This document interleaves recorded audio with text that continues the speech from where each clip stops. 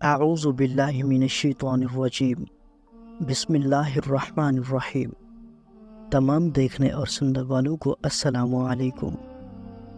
ایک شرابی کے ہاں ہر وقت شراب کا دور رہتا تھا۔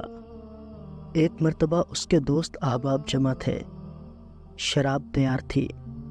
اس نے اپنے غلام کو 4 درہم دیے کہ شراب پینے سے پہلے دوستوں کو کھلانے کے لیے کچھ پھل خرید کر لائے۔ وہ غلام بازار جا رہا تھا کہ راستے میں حضرت منصور بن عمار بصری رحمۃ اللہ علیہ کی مجلس پر سے گزر ہوا۔ وہ کسی فقیر کے واسطے لوگوں سے کچھ مانگ رہے تھے اور فرما رہے تھے، جو شخص اس فقیر کو 4 درہم دے میں اس کو 4 دعائیں دوں گا۔ اس غلام نے وہ 4 درہم اس فقیر کو دے دیے۔ حضرت منصور رحمۃ اللہ علیہ نے فرمایا، بتا کیا دعائیں چاہتا ہے؟ غلام نے کہا، میرا ایک آقا ہے، میں اس سے خلاصی چاہتا ہوں۔ حضرت منصور رحمۃ اللہ علیہ نے دعا فرمائی اور پوچھا، دوسری دعا کیا چاہتا ہے؟ غلام نے کہا، مجھے ان درہموں کا بدل مل جائے۔ حضرت منصور رحمۃ اللہ علیہ نے اس کی بھی دعا کی، پھر پوچھا تیسری دعا کیا ہے؟ غلام نے کہا، اللہ تبارک و تعالی میرے سردار کو توبہ کی توفیق دے اور اس کی دعا قبول کرے۔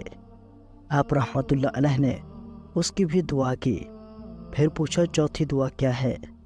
غلام نے کہا، اللہ تبارک و تعالی میرے سردار کی، تمہاری اور یہاں مجمع میں موجود ہر شخص کی مغفرت کرے۔ حضرت منصور رحمۃ اللہ علیہ نے اس کی یہ بھی دعا کی۔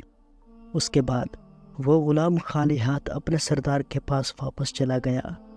سردار اسی کے انتظار میں تھا، دیکھ کر کہنے لگا، اتنی دیر لگا دی۔ غلام نے قصہ سنایا۔ سردار نے ان دعاؤں کی برکت سے بجائے غصے ہونے اور مارنے کے یہ پوچھا کہ کیا کیا دعائیں کروائیں؟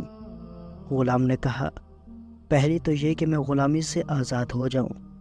سردار نے کہا، میں نے تجھے آزاد کر دیا، دوسری کیا تھی؟ غلام نے کہا، مجھے ان درہموں کا بدلہ مل جائے۔ سردار نے کہا، میری طرف سے تمہیں 4000 درہم نظر ہیں، تیسری کیا کی تھی؟ غلام نے کہا، اللہ تبارک و تعالی تمہیں شراب وغیرہ اور فسق و فجور سے توبہ کی توفیق دے۔ سردار نے کہا، میں نے اپنے سب گناہوں سے توبہ کر لی، چوتھی کیا تھی؟ غلام نے کہا، اللہ تبارک و تعالی میری، آپ کی اور ان بزرگ کی اور سارے مجمع کی مغفرت فرمائے۔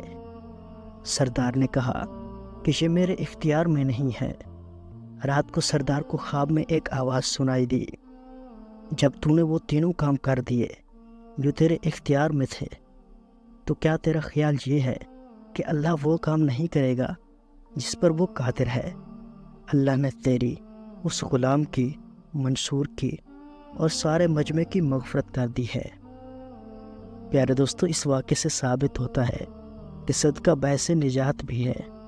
اللہ پاک ہم سب کو صدقہ کرنے اور اپنی زندگی کو عین اسلام کے مطابق بسر کرنے کی، اور جو ہم سے گناہ ہو گئے ہیں ان کی معافی مانگنے کی توفیق دے، آمین۔ اگر آپ اسلامک ویڈیوز دیکھنا چاہتے ہیں تو اسلامی بندہ یوٹیوب چینل ضرور سبسکرائب کریں۔ شکریہ۔